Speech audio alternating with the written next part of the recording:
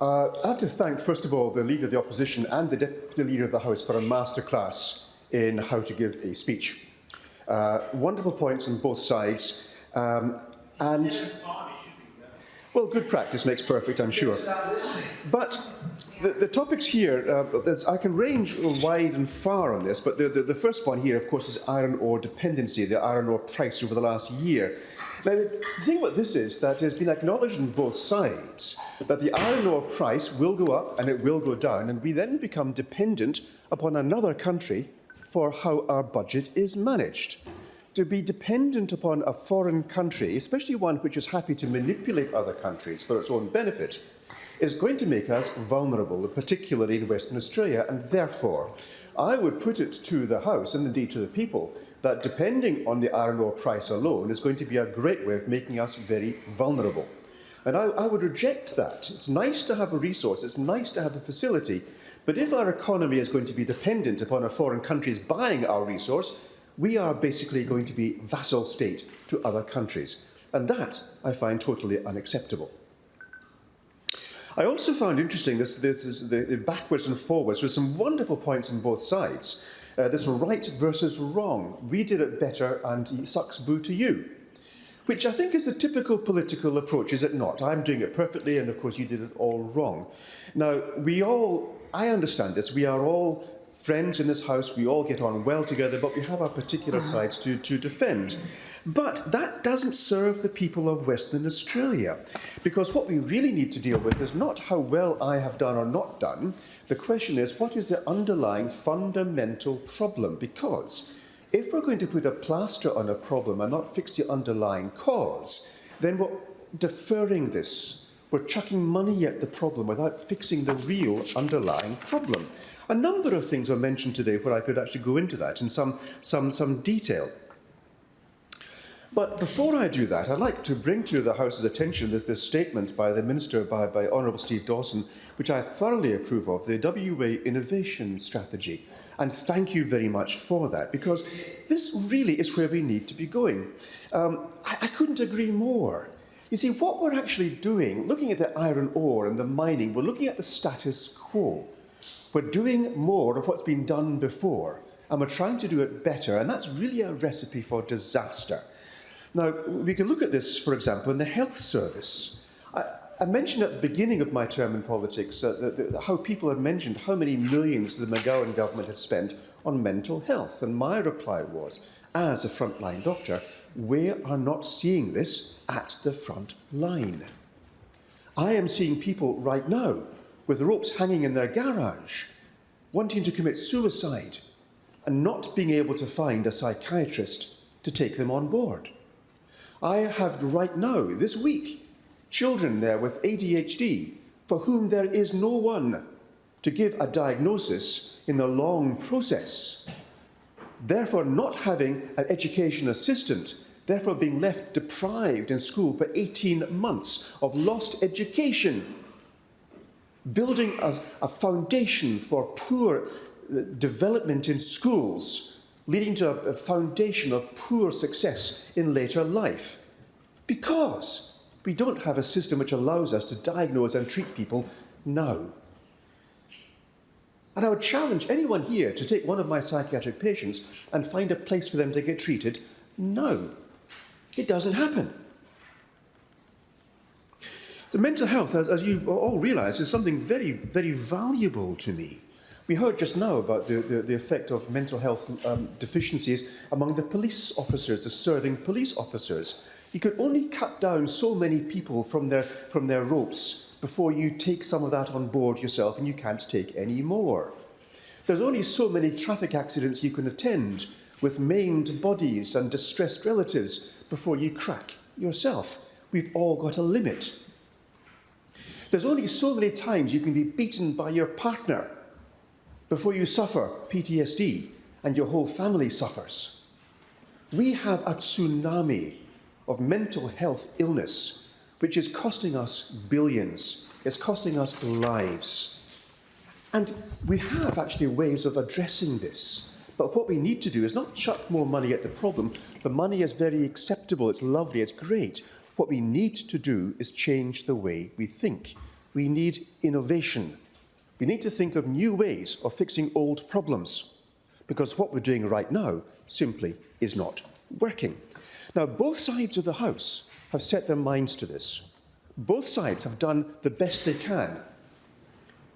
I do take exception, however, to the Liberal Party, who then rejected the idea of cannabis as being decriminalised because of law and order.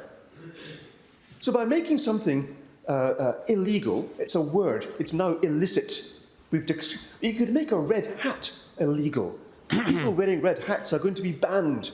We can then direct the police to take everyone wearing a red hat and incarcerate them. We could do that. It would be very stupid, of course. But the police would be charging around, finding people hiding their red hats to put them into prison. How do you think the police would feel about being called upon to serve an inappropriate law? And it is so with cannabis. We deliberately allowed them to go chasing after a problem which really isn't a problem. Alcohol, by all means. But this is an example of how we've asked our police force to do what they shouldn't have to do. And as a result, what happens? One of the police officers in California was saying, now the population hates us because we are chasing after things which the population does not find objectionable. So in fact, we have actually caused part of the problems within our police force, and we have to address this. Now, I look with great pleasure at the fact that the TGA has now allowed psilocybin and MDMA for use as a treatment for depression and PTSD. But, and there's a but here, what they have also done is made it almost impossible to access.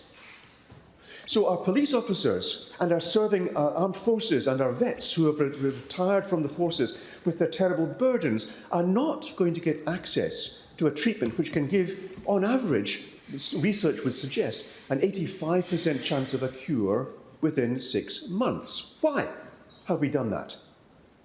Why? There is no medical reason for that.